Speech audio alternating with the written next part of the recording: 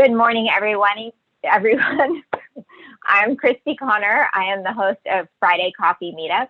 We are the largest active innovation, entrepreneurial, and tech meetup in Los Angeles, California. We are here to help inspire innovation and create community in the Southern California area. We are all about the entrepreneurs and really advocating for innovative business. Although you are seeing my face right now, we are a team of many volunteers who put in their efforts behind the scenes to make sure that this happens every 2 weeks right now. We're meeting on the first and third Fridays currently. I would love to show you their faces. They do everything from helping coordinate speakers to sorry, screen share didn't happen there. 1 second. From helping coordinate speakers to organizing the meetup page and the website. We also have people who help with the logistics and so many other things. We have a YouTube channel and a podcast channel, and we have people who help run all of that. So although you see my face right now as the host, the gratitude really goes to them and all of the efforts that they put in each week. This meeting is being run on Zoom and it's streaming to LinkedIn Live. So we won't be taking questions today on LinkedIn Live, but we will be taking them on Zoom. So if you have joined us on Zoom, please note that the questions are asked via the Q&A panel in the bottom center of your screen. Our chat window is open, so you can chat with your friends over there, but we will not be moderating that, so be on your best behavior. And then after the meeting, we will do open networking. If you would like to stay for that, after I pause the recording and I turn off the LinkedIn Live, what we will do is move all of the attendees who are left and want to stay for open networking over into the panelist panel so that they can share their videos and ask further questions. Our speaker today will be staying on with us for a bit, so you can get a few more questions in and get to know a few other members of the community. I am so pleased to have Joe Ifill here today. He's the CEO of Dash Systems, and they are focused on applying precision airdrop technology. He is going to be speaking to us about the experiences that his startup has learned in delivering humanitarian aid in hurricanes. As a pilot and former humanitarian aid worker, I'm really interested to hear from him and the technology that he brings to such an important need. He's going to be sharing the lessons learned and realities of applying this type of technology and in relief situations, as well as the lessons and pivots and experiences that he's had performing engineering innovation with limited resources. With that, Joel, we are so pleased to have you here today. Welcome. So good to be here today. So good to be here. Wonderful. Well, I'm going to turn it over to you. Go ahead and share when you're ready. And perfect. Thank you. Perfect. I wish I was there in person in Pasadena, but I'm so glad to be here. I think without that, the best thing to do is just get right into the presentation. So give me a moment. I will share screen. There we go. And hit the present button if I can reach it now. Ta-da. So great. So again, thank you all to be here.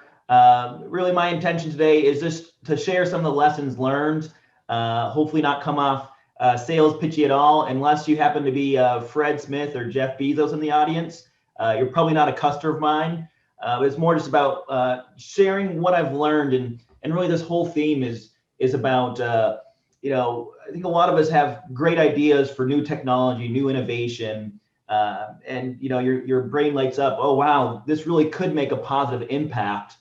There's so many steps from this is a good idea to actual use. What are some lessons you can learn along the way? And I especially have a soft spot for social impact, social good, something that's kind of very near and dear to me in my mission in my company. So really, if any way if I can give back, it's just by learning some of the expensive lessons and just wake-up calls I made along the way. So without further ado, I'd love to get into it. I'd love to just start by telling a story really from the beginning of the company, how we got started. So take you back.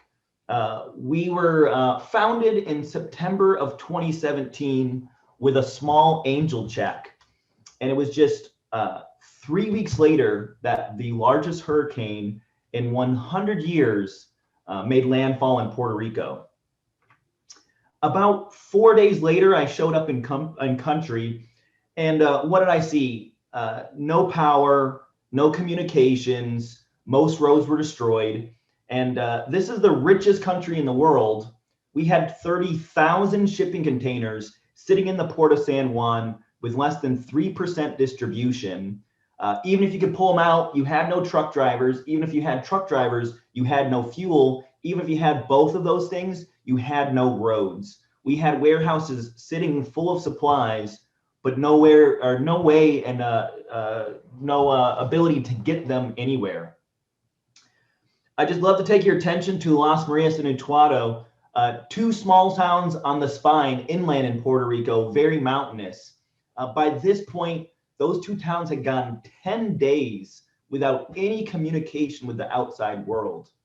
We only knew this because a volunteer drove about halfway in a Jeep with a recovery winch and a chainsaw to cut through trees, got out and walked the rest of the way with 17 miles just to get a satellite phone to the mayors and ask them, what do you need? It took them over 24 hours to do this.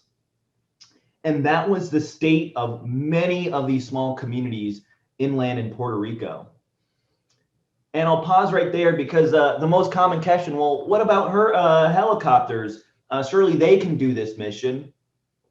The Coast Guard, with their $1 billion helicopter budget, they had 3 for 3 million people. They bingoed out on fuel. They ran out of spare parts. They were running the crews to the max of their hours. If you were lucky, they would show up in your town, drop off 1 pallet of water, and take back off again. If you were lucky, it just wasn't enough.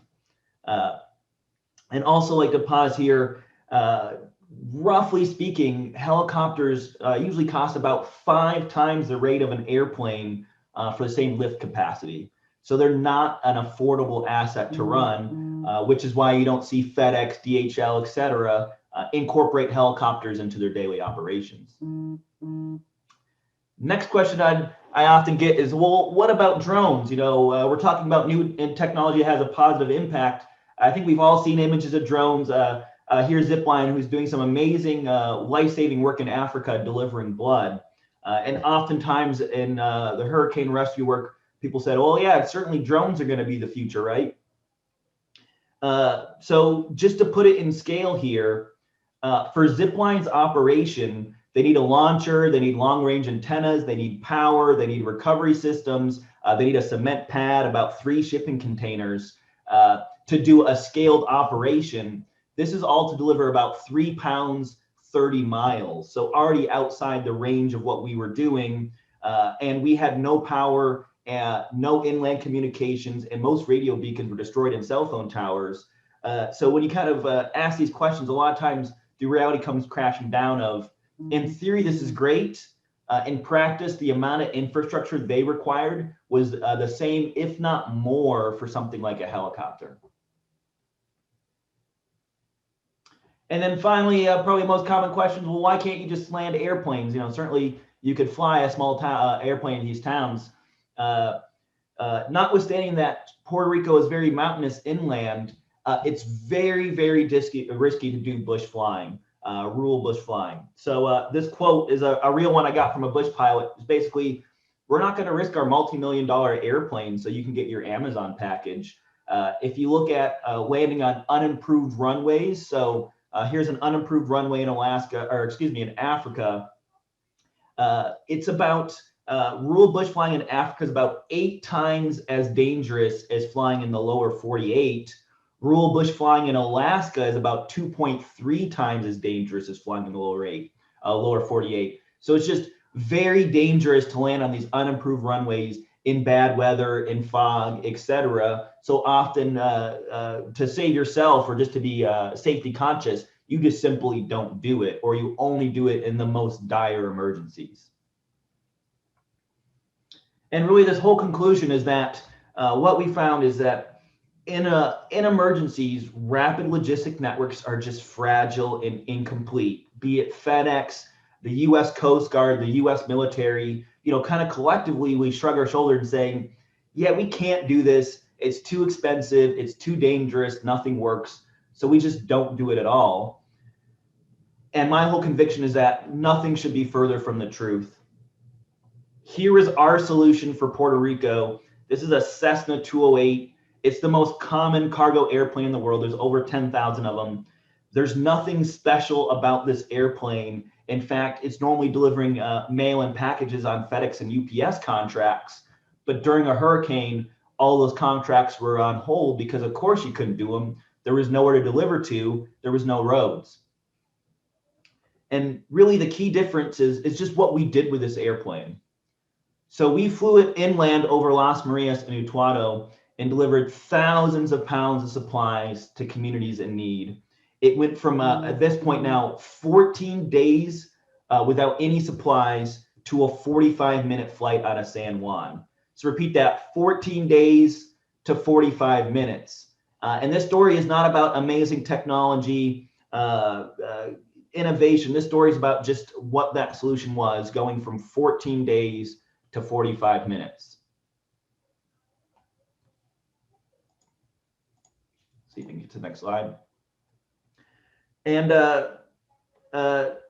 before I go too much farther, just on that hurricane work, we started in Hurricane Maria, and we didn't stop there. We ended up going down to Hurricane Michael, Hurricane Florence, search and rescue in Louisiana, really just carved out a niche. I say ate our dog food, learned so many lessons by delivering real aid in real disasters, say the true stress tests, so doing what we were saying we wanted to do, which was precision airdrops. So with that, how did I get inspired on this journey?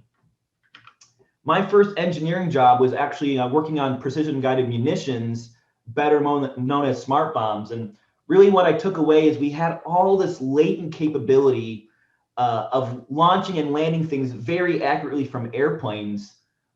We just call them bombs. If we could re-engineer that technology for a peaceful purpose, certainly I believe we could help people instead of causing harm. And that's exactly what we set out to do. So what you're seeing here is some of the world's first precision aerial deliveries done by a civilian operator, and also that doesn't go boom at the end. This is right here in Southern California. And really the takeaway is this is possible, this is safe, this is legal, and most importantly, this is cost effective. That prototype you're seeing on this loop only costs us about $30 or $40 to make on a prototype scale. And that all gets us to us today. I wish I could show you videos of the actual ones. My lawyers will slap my hand right now. But this is a CGI mock-up of what one of them looks like, which is essentially, I can't mince it, is essentially a re-engineered smart bomb technology, but for this people purpose. And also, I don't want to overly take credit for the idea of dropping things out of airplanes. There's no bonus points for originality when you're helping people. Airdrops have a long history. On the left, this is actually Charles Lindbergh doing airdrops for the US mail system. When airplanes first came about, there's actually a big question mark of if they had an economic impact or would they actually be a viable technology. Ironically, what were they missing? They were missing airports. So in those days, when they would fly mail, they would actually just throw the bags of mail right down to post offices. By this time, Charles Lindbergh had already crossed the Atlantic. He was a famous pilot. So it's quite a spectacle to see him go out and do airdrops with these burlap bags to local post offices. And then on the right is some of the oldest evidence I can find of an airdrop. They were, spoiler alert here, they were delivering medicine and vaccines after a tropical storm in Nicaragua. This concept had been around for a long time of, well, can we connect an airplane to the ground without having to land it? And finally, I want to say there's a why to what we're doing. This is not just about building interesting technology or building something because we can. Ultimately, the whole reason we exist is because we can actually increase the speed of deliveries and reduce the costs in traditional delivery networks by removing landings, runways, airports, ground trucking from air cargo. You decouple it from slower means of transportation and for the need for, essentially $100 million or $1 billion airports in the case of LAX into your delivery stream. And also by reducing landings and takeoffs, you're reducing about 30% of your fuel burn, which is climbing up to altitude again. So really just faster, cheaper. This is not just a cool technology. And with this, we've taken Dash all over the world, from helicopters, from meeting congressmen, doing airdrops and humanitarian missions, helping those in need. Just really happy that I've been a part of being able to scale this from an idea into real impact. And that gets us to where we are today, an awesome team, our own Cessna 208 now, operating and really just developing this next generation of airdrop technology here in Southern California, down at Hawthorne Airport. And from that, I would love to just go into, again, all these lessons I've learned trying to do social impact technologies. And really, my hat is on is, you have this new idea. Hopefully it's not airdrops. I can tell you all the reasons it's, I would recommend you don't do this idea. But you have a new idea, something as simple as a piece of software, as complex as trying to change the face of air cargo. What do you do, or what have I learned along on that journey? And I think the first lesson is really know your limits. So there's this famous quote by Donald Rumsfeld about there are known knowns and unknown unknowns, and the unknown unknowns are the ones that get you. I see this a lot of times when you have new technology. You have a new idea and you can think of all the benefits and the known knowns, but there's a lot of those unknown unknowns lurking around the corner. So I'm going to bring up firefighting and drones. I'm going to bring up drones a lot on this one. I think a lot of people have either heard or read, or just, when drones really started coming big, there's all these great use cases. Oh, well, why don't we fight fires? Why don't we do, package delivery into your backyard? The big one about this for firefighting is it doesn't know the limits of firefighting. And perhaps the biggest punchline is that fundamentally this doesn't work, because fundamentally airplanes don't actually stop forest fires. What air tank and air tankers do, they slow down the fire so the ground crews can do their job. And I bring this up because here is a Yamaha RMAX, one of the most successful and biggest agriculture UAVs. This thing has a 10-foot blade span, has a gross weight of about 350 pounds. It can carry about 80 pounds of payload, which is really good for a UAV. If you do your math, 80 pounds is about 10 gallons. I like to put on your firefighting hat. How far do you think 10 gallons of water goes in terms of fighting a forest fire? How many of these would you need even to put out one tree? You start doing that, you would need thousands of them. It's not even practical. It's not a real solution. And that's why, by and large today, we don't see drones having any impact in firefighting. And there's a lesson there about just knowing your limits, understanding the applications of your technology before you go and pitch it, or before you go and try to do a mission in that field. Lesson 2, test soon and test often. I'll bring this video back up again. We have aerospace grade technology. The end product for us is millions of dollars of engineering, years of refinement, but we still went out and tested often and early, starting with these humanitarian missions where we weren't testing the technology, we were testing the whole operation. So in those first videos, you saw me there quite literally pushing packages myself out the airplane. I don't scale well. That's not a very scalable solution. It was really more testing the concept. Can you do this? What does it take to work with the FAA, to work with local operators? Answering those questions while you build technology. I find too often people get so fixated on the solution, they build the technology, but they don't test it in the end environment. And this also extends not just to the engineering itself. This is in a for-profit business, this is testing the customers as well. So this is actually a very old list from 2017, 2018. Part of our discovery process was to go out and just call up every single potential customer we could find. Just ask, explain exactly what we're doing, the specification, what we're building without having built it, and just asking them, what do they need? What do they see? We got so much feedback and so many, I say, micro pivots and just fundamental changes on the hardware we were building by knowing what customers wanted, understanding their pain points.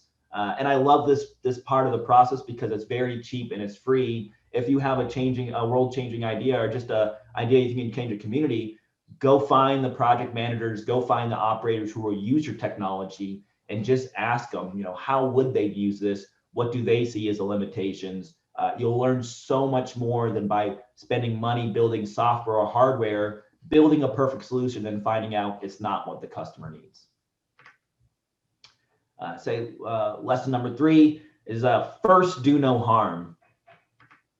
There's this famous quote by Mark Zuckerberg, moves fast and break things. If you aren't breaking stuff, you probably aren't moving fast enough. I think he's probably breaking democracy. That's a different story. But there's this often a kind of this thought and philosophy in Silicon Valley, just go really fast, build a prototype, get to the next level. When you're doing a technology that has a social good impact, I don't think this is a true statement. This creates a lot of issues. I put this in an article, but I have this whole thought process that we should have a Hippocratic oath in engineering like we do in medicine, which is first do no harm. If you're going to take up resources or implement a new technology, it better not be making the situation worse. So in our instance in Puerto Rico, if we were going to go do airdrops, we were taking real humanitarian supplies that could be used. We had to be sure that we weren't doing it just for our own vanity or for a waste or tying up resources that can better be utilized in other locations or in other ways. So our philosophy was always first do no harm, do what you're saying you're going to do, and make sure it's a real impact that's going to be helpful. And probably one of the most famous Silicon Valley, I'd say just lessons from this was Theranos. For those of you who don't know or don't remember, Theranos was a startup claiming to do, I say, groundbreaking work in diagnostics and blood diagnostics using these tiny little vials. Turns out the technology never worked and probably couldn't ever work. And I think she just very much, among other things, violated this clause of doing no harm. They were taking actual patient data, running diagnostics, giving them bad results, and people were making medical decisions off of that. That was definitely causing harm from this hubris of trying to do too much. And I'll even take it down to a really, really micro example. On the left, we have a key and a lock. On the right, RFID tags and automatic doors. I recall hearing from a firefighter friend that these modern RFID locks, etc., actually cause issues when you lose power, when you're trying to go through a hotel room in terms of getting access to multiple rooms. So this is just a small example of, I say, a new technology, something that's fancier that has benefits, but in certain applications, critical safety, it actually has risks. So you're really, are you trading convenience, etc., for safety? And I'll say a common tool we use to actually get something operational here is use FMEA, failure modes, effects, and analysis. This is just an Excel tool or a spreadsheet. You can Google search it right now and find templates for it. It's just a way of going through a piece of technology or a system, identifying failure modes and understanding their effects, their analysis, from the severity to the probability, through on to just kind of basically just quantifying these, I say, unquantifiable failure modes, or a thought exercise to do that. We brought in FMEAs early into our process. Really, there's a lot of ways of just saying what are the highest impacts, the highest probability, how should we address those, how should we identify these potential failures before we have them. And as you can see in the bottom here, this wasn't a single FMEA. It's from everything from the flight controller to the operator to the vehicles to the aircraft to the landing site, just thinking about all these different situations and how we can address them. So I'll give you an example how it modified our technology. One of our original thought processes is, well, we can actually do this and land in your backyard, in your neighborhood.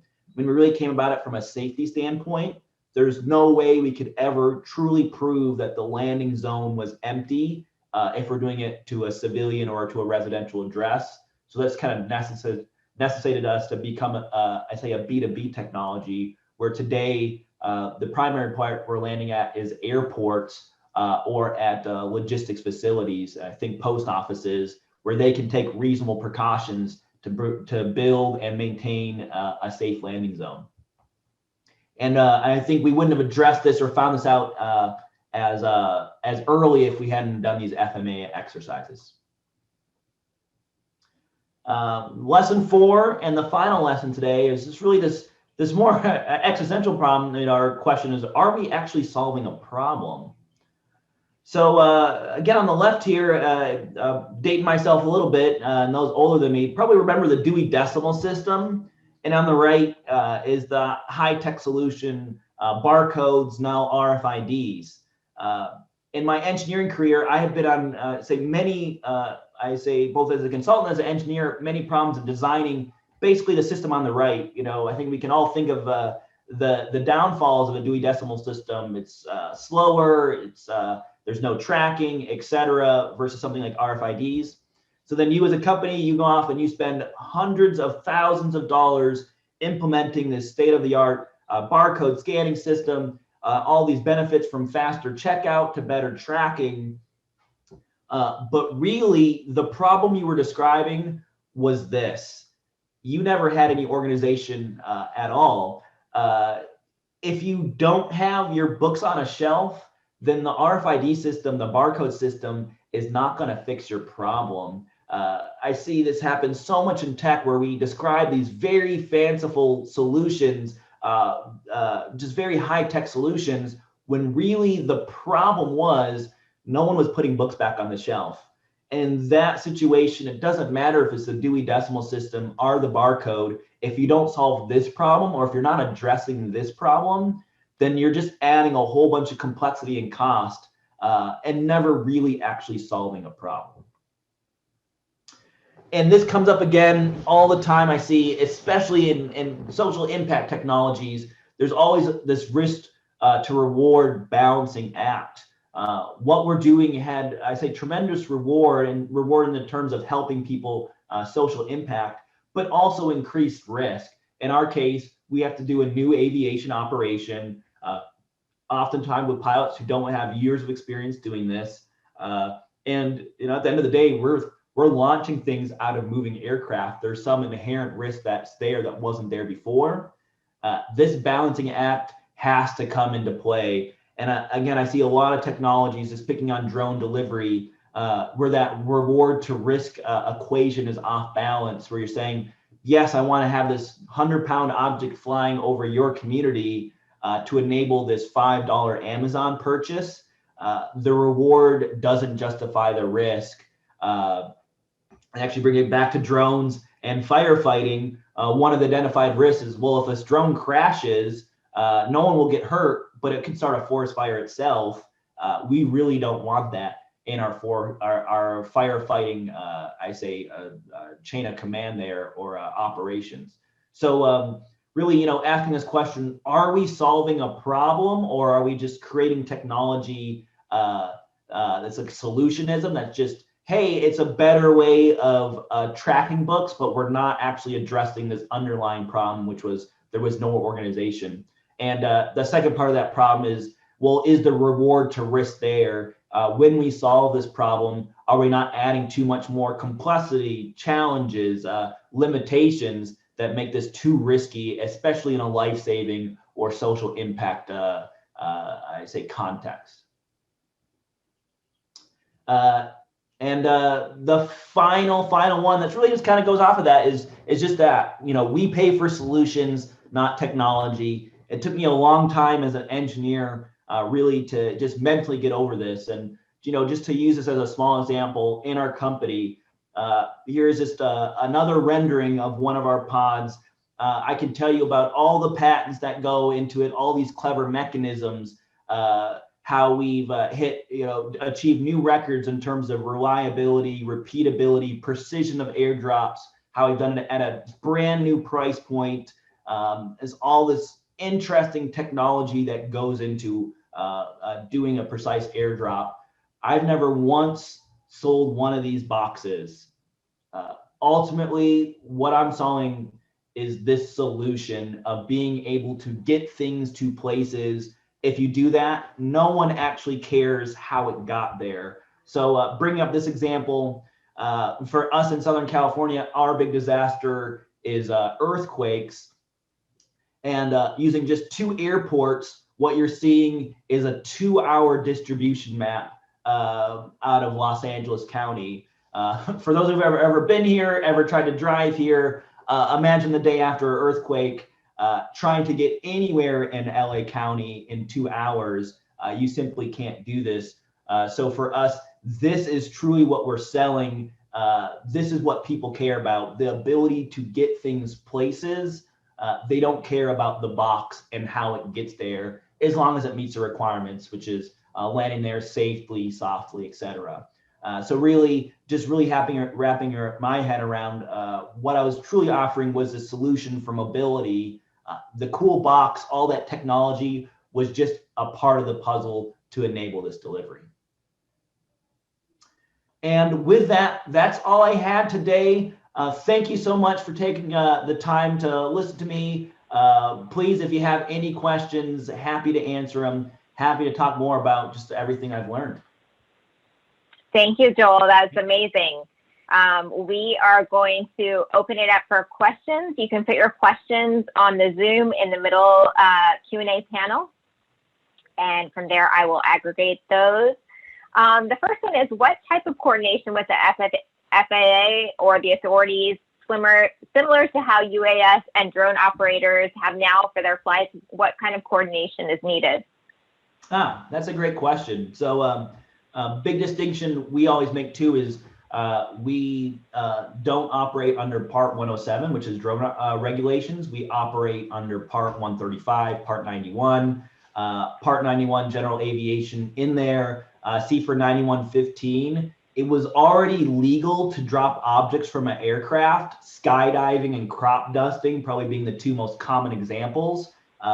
We were able to have a constructive conversation with the FAA and say, hey, this is essentially a skydiving operation in a different context.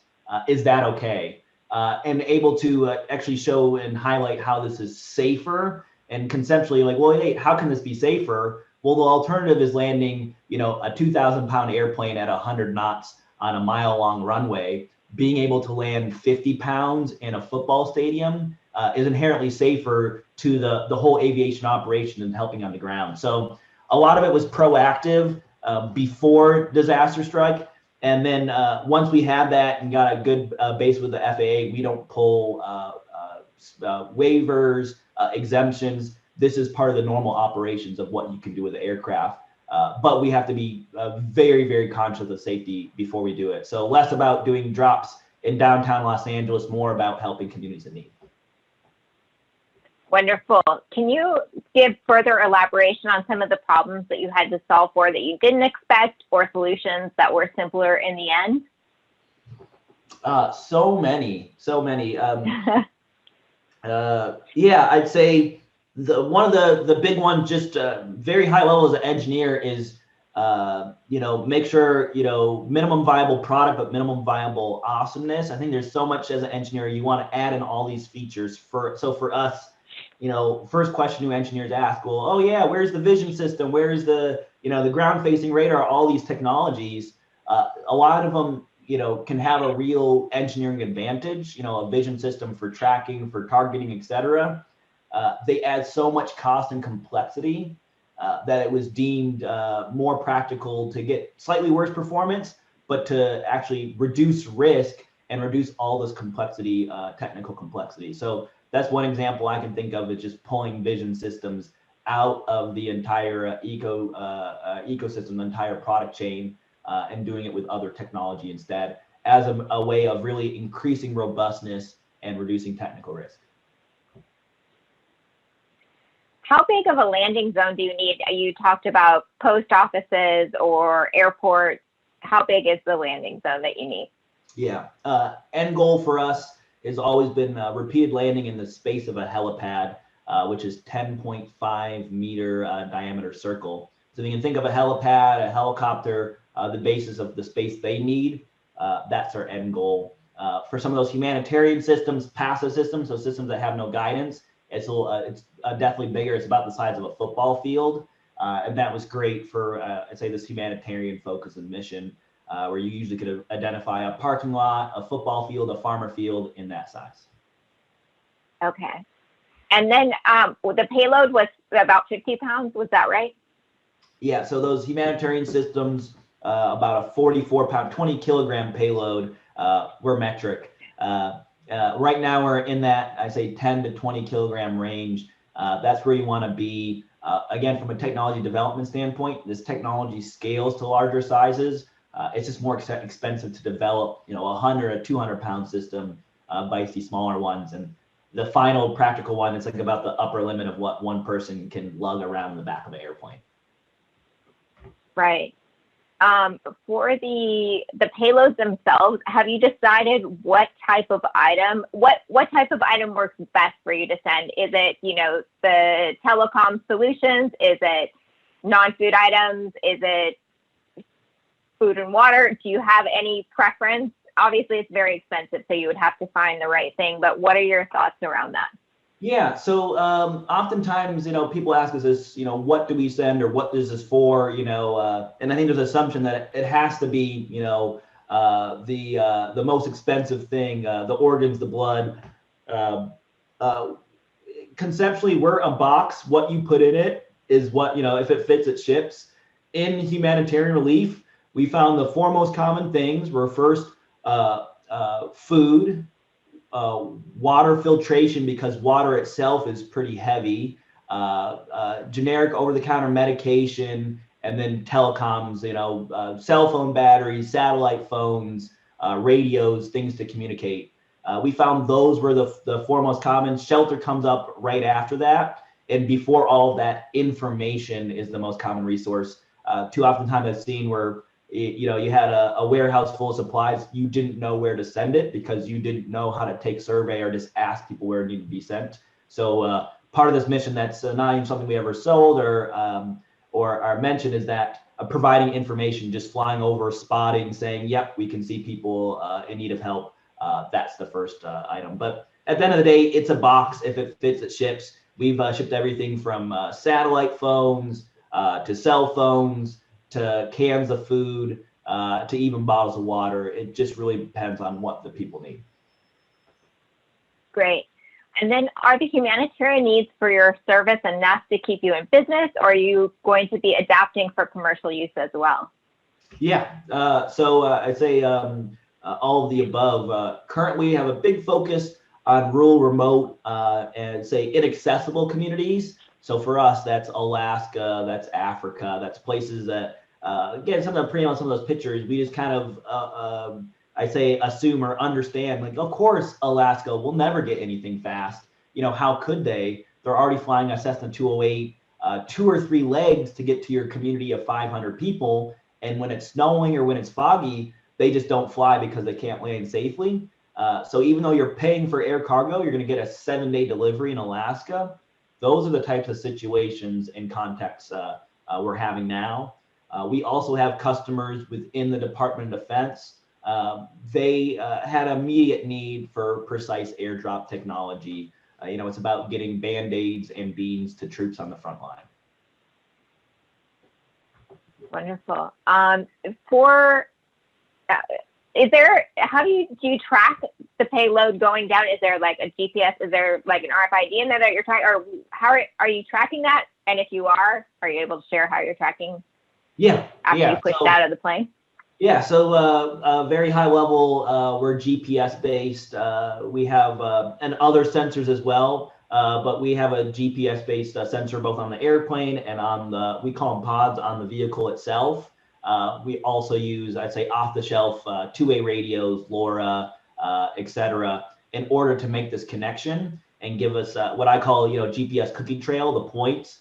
One of the big things in logistics up to air cargo is being able to track packages in real time. And for us, that's confirmation of landing at the right place, and having it in a format that's not easily spoofable or fakeable. And that lets us go to customers, especially in the humanitarian space, and say, hey, we can prove it. We delivered here at 10:09 a.m. at this location.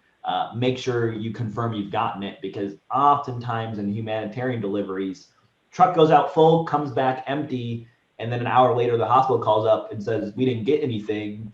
What happened? And the truck driver says, we don't know what you're talking about. We delivered stuff. So anyways, closing that gap is something that's both important to us and we do with our technology. Hey, Joel, this is John. I apologize, Christy, for jumping in, but I don't have access to the Q&A panel. My question is, how are you funding your R&D? And then how has that worked out as far as what you had initially thought it was going to cost to develop this technology and what it's actually costing you? And how soon do you think you can start implementing this technology? Great questions. We're a venture-backed startup. When I first started this company, I knew I didn't have the personal resources or access to resources to scale an aerospace grade technology. So we went the venture funded route. We used that, and we actually used customer dollars, both within the DoD and some initial work we did in humanitarian deliveries. We just did for-profit deliveries, cheaper than the existing solution, which was a helicopter, but still for-profit, as a way of self-financing. At this point, we get a decent amount of federal dollars. They're very interested in this technology for the life-saving applications, and then VC funding for the rest. The learning process, I'll say, and I always repeat this, in aerospace startups or aerospace technology, you can spend unlimited money. It's never enough. You can always spend more. So it is about being cost conscious to hit minimum viable products. The first products, what I can say right now is we've raised $8 million to date. It's great. We're really excited to show off what we're building, but $8 million is not enough to take a product like this fully to market at scale.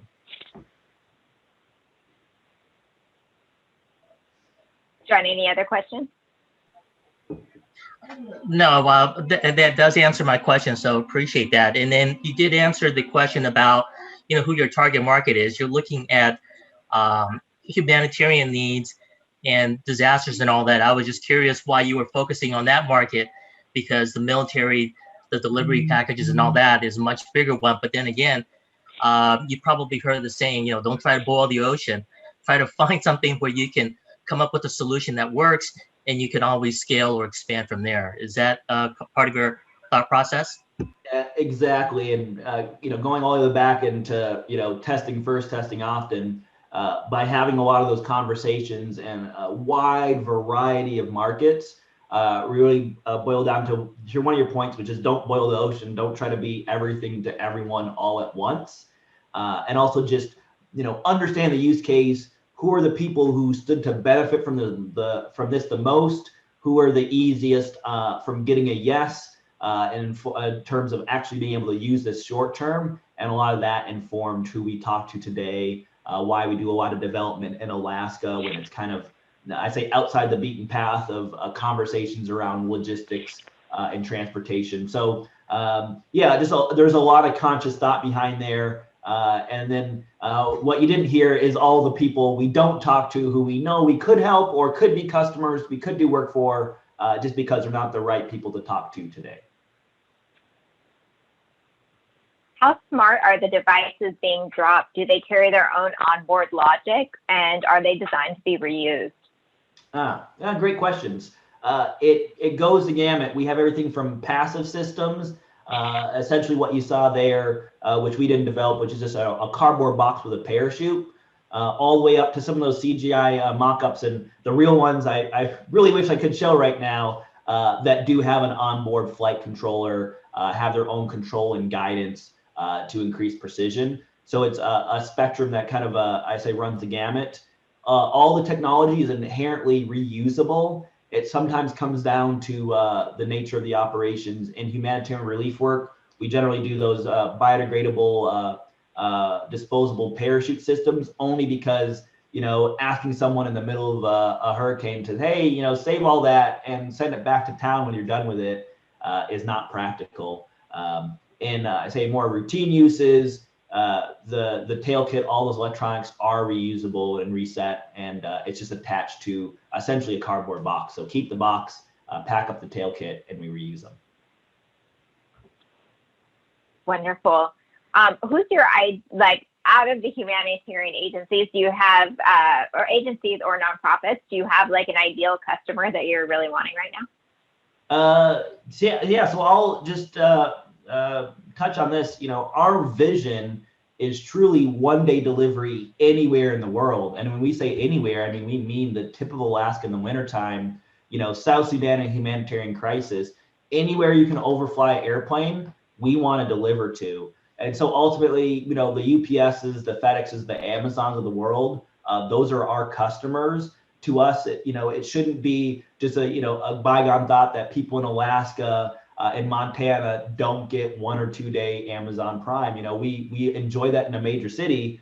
Why doesn't the rest of the world get that? Why can't you get that even the day after a hurricane? That's the story we're trying to change. And so we do see that as the end-term solution, which is major integrators, the UPSs, the FedExes, they stand to benefit the most. Wonderful. That's kind of wrapping up our questions. Did that bring up anything else that you'd want to share with us today and kind of wrapping up? I would just add, this is possible. You can do it. If I can carve out a little niche here, doing something as I say outlandish, as dangerous, as complex as commercializing airdrops, certainly anything else is possible. So really, my biggest takeaway is always, I think entrepreneurship, I think innovation is accessible to everyone. It's not an easy road. It's not about being the smartest, being the best funded. It's about just thinking about the problem, really knowing how you can make that impact, and then just, I say walking that path every day. So it's been a very interesting journey, but I just always like to encourage people, if I can enable even just a few thousand pounds of delivery in a hurricane, I can't wait to see what other people can do. Thank you for that inspiration. Thank you for being a brave entrepreneur and innovator and inspiring others out there. With that, we are going to thank Joel. Keep your eyes on our Meetup page. We're still organizing our next speaker for the 19th, so keep your eye on our Meetup page for that. With that, I'm going to wrap up the LinkedIn Live and stop the recording on the Zoom. And then for those of you that want to stay on for open networking, we will move you over from the attendee pool into the panelist pool. So those of you that want to do that, just stay on the line for a minute.